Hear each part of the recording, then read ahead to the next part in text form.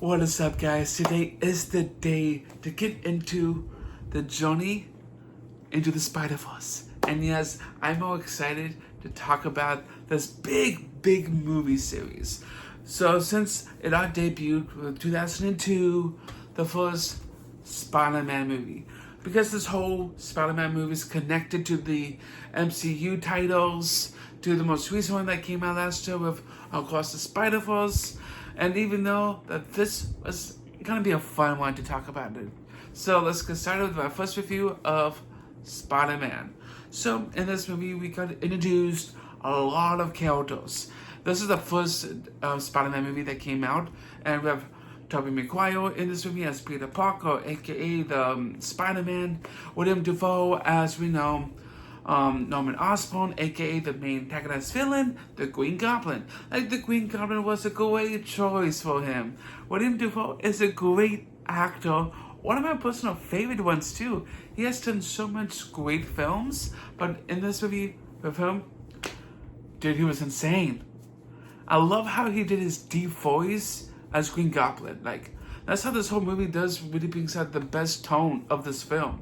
Like, as we know, Peter Parker got the girl, and we have his best friend, Harry Osborn. As we know, him and his dad has some real conflict in this movie, but I love the story. I somehow really did enjoy the entertaining throughout the whole film. As we know, Norman Osborn is the head of the CEO of his Oscorp Tower. Things somehow changed since he got insane. It was like he got the G's to him for himself to become the next Green Goblin as the main villain. That's one thing I do love as him, J.K. Simmons, as we know, the famous one, I do like him a lot, as J. Jonah Jameson as the Daily Bugle headline guy. Even though I like him a lot because I love J.K. Simmons. He's a great actor to play as JJJ.